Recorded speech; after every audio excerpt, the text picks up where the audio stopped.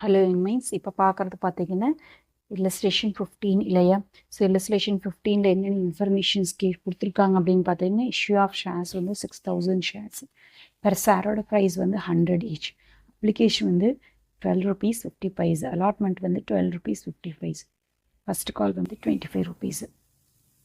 Next பார்த்தீங்க அப்படின்னா remaining கால் amount வந்து 50 rupees இருக்குது. 200 ஷேர்ஸ் வந்து நம்மளுக்கு 25 rupees அரியராக இருக்குதுன்னு சொல்லியிருக்காங்க, அதாவது கால் மணி அரியராக இருக்குதுன்னு சொல்லியிருக்காங்க. 300 ஷேர்ஸ்க்கு வந்து 50 rupees வந்து அட்வான்ஸ் பேமெண்ட் பண்ணியிருக்காங்க. ஃபஸ்ட் காலும் செகண்ட் கால் எல்லாமே அட்வான்ஸ் பேமெண்ட்டாக பண்ணிட்டாங்க அப்படின்னு சொல்கிறாங்க. ஸோ கால்ஸ்ன்னு அரியரும் வருது, கால்ஸ்ன்னு அட்வான்ஸஸும் வருது. ஓகேவா? ஸோ இந்த மாதிரி டைமில் நம்ம எப்படி வந்து ஜேர்னல் என்ட்ரிஸ் போட்டு பேலன்ஸ் ஷீட் போடுறது அப்படின்னு கேட்டிருக்காங்க. ஸோ உதயம் limited Journal entries, date, particulars, LF, debit, credit.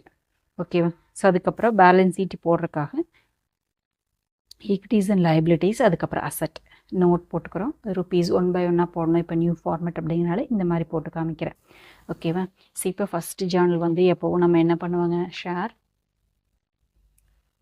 அப்ளிகேஷனுக்கு தானே போடுவோம் இல்லையா? அப்ளிகேஷன்ஸ் அப்படிங்கும்போதே ஃபஸ்ட்டு அமௌண்ட் நம்ம என்ன பண்ணிடுவோங்க, ரிசீவ் பண்ணிடுவோம். அதுக்கப்புறம் தான் பே பண்ணுவோம். டேட் எதுவும் கொடுக்கல.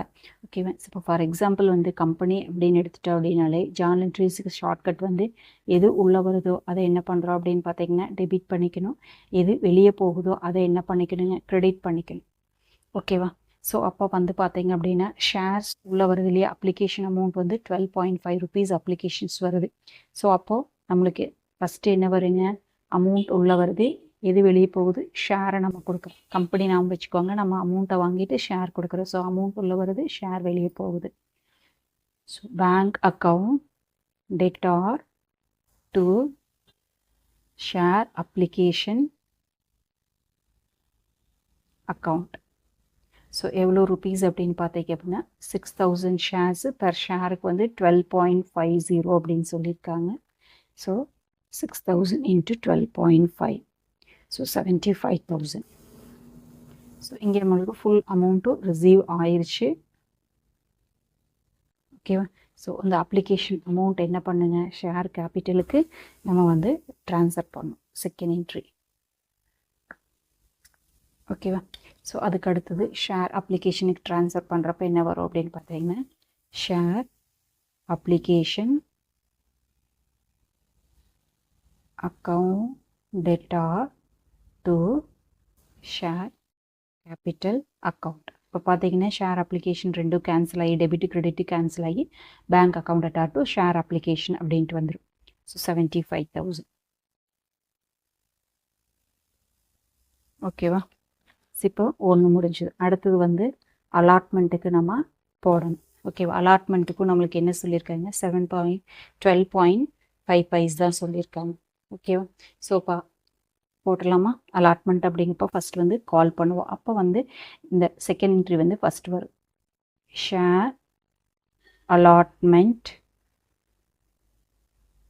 Account debtor to share capital account. ஓகேவா? ஸோ அதுவும் நம்மளுக்கு என்ன சொல்லியிருக்காங்க, 6000 into 12.5 rupees அப்படின்னு சொல்லியிருக்காங்களா? அதே 75,000 தான் வருமா? 75,000க்கு நம்ம அலாட்மெண்ட் அமௌண்ட்டை பே பண்ண சொல்கிறோம்.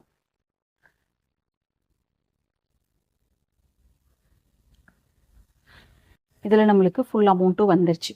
ஓகேவா? ஆல் மணியில் தான் நம்மளுக்கு வராமல் இருக்குது. ஸோ இது வந்துருச்சு. ஸோ அமௌண்ட் வந்துட்டு என்ன பண்ணுவாங்க, பேங்க் அக்கௌண்ட் டெட்டார் டு இதன் மூலமாக வந்துச்சுங்க, ஷேர் அலாட்மெண்ட். இப்போ பாருங்கள், ஷேர் அலாட்மெண்ட் ரெண்டையும் கேன்சல் பண்ணிவிட்டு டெபிட்டி கிரெடிட்டி பார்க்கும்போது share bank account debtor to share capital அப்படின்ட்டு வந்துடும். 75,000. ஓகேவா?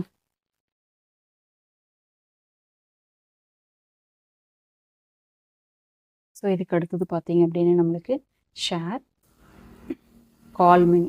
ஓகேவா? ஃபஸ்ட்டு கால் நம்மளுக்கு வரணும்.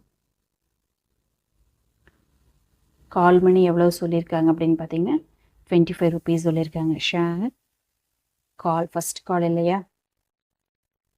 ஸோ ஃபஸ்ட்டு கால் அப்படின்னு போட்டுக்கலாம். Share first call account, first call பண்ணுற account data to share capital account. எவ்வளோ ஷேர்ஸுங்க? 6000 ஷேர்ஸு 25 rupees கால் பண்ணுறோம். ஸோ 6000 இன்ட்டு 25 1,50,000 நம்மளுக்கு வரணும்.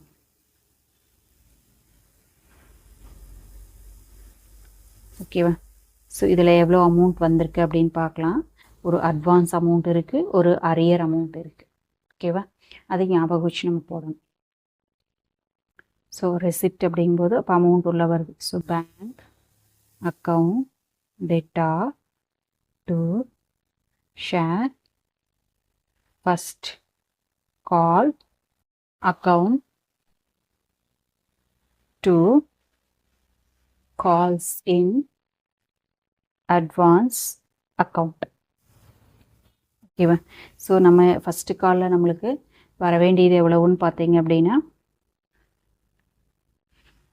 6000 ஷேர்ஸில் அரியர் வந்து நம்மளுக்கு 200 வந்து அரியர் ஆயிடுச்சு. 300 அட்வான்ஸ் அமௌண்ட் வந்திருக்கு. ஓகேவா? ஸோ அதை ஞாபகம் வச்சுக்கணும்.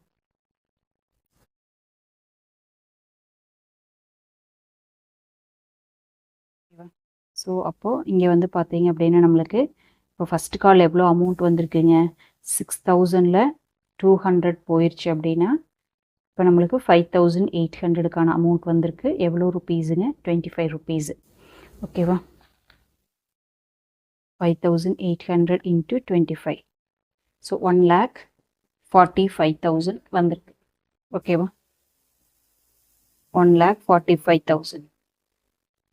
ஸோ கால்ஸ் இன் அட்வான்ஸ் என்ன சொல்லியிருக்காங்க? 300 ஷேர்ஸ்க்கு வந்திருக்குன்னு சொல்லியிருக்காங்க. ஸோ அது எவ்வளோ ருப்பீஸ் வந்திருக்கு அப்படின்னு சொல்லியிருக்காங்க? 50 rupees அப்படின்னு. ஸோ ஃபஸ்ட் ஓகேவா? ரிமைனிங் கால் அமௌண்ட்டு எல்லாமே நம்மளுக்கு பேலன்ஸ் அமௌண்ட் எவ்வளோ இருக்குது அப்படின்னு பார்த்தீங்க அப்படின்னா இப்போ 12.5 + 12.5 + 25 போடும்போது நம்மளுக்கு என்ன வருதுங்க? 50 rupees வருது. அப்போ ரிமைனிங் எல்லாமே நம்மளுக்கு 100ல் 50 போக ரிமைனிங் 50. இது வந்து அட்வான்ஸாக வந்துருச்சு. இது வந்து நம்ம கால் பண்ணிட்டோம், அப்ளிகேஷன் பண்ணி அலாட்மெண்ட் பண்ணி ஃபைனல் கால் ஃபஸ்ட் கால் பண்ணிட்டோம். இது வந்து ஃபைனல் காலோட அமௌண்ட். அந்த அமௌண்ட்டை நம்ம இப்போ அட்வான்ஸாக ரிசீவ் பண்ணியிருக்கோம். ஸோ 300 ஷேர்ஸுக்கு தான் ரிசீவ் பண்ணியிருக்கோம். 50 rupees. ஸோ 15,000 அட்வான்ஸாக ரிசீவ் பண்ணியிருக்கோம். ஓகேவா? ஸோ இப்போ டோட்டலாக வந்து 1,45,000 + 55,000 அப்படிங்கும்போது நம்மளுக்கு எவ்வளோ ரிசீவ் பண்ணியிருக்கோம்? பேங்க்கில் 1,60,000 ரிசீவ் பண்ணியிருக்கோம். ஓகேவா? ஸோ இப்போ உங்களுக்கு அந்த கன்ஃபியூஷன்ஸ் இல்லாமல் உங்களுக்கு தெரியணும் அப்படிங்கிறக்காக நான் கால்ஸ் இன் அரியரை ஒரு என்ட்ரியாக போட்டு காமிச்சிட்றேன். அப்போ உங்களுக்கு ஈஸியாக புரியும். அட்வான்ஸு கொண்டு வந்துட்டோம். இப்போது கால்ஸ் இன் அரியர், கால்ஸ் இன்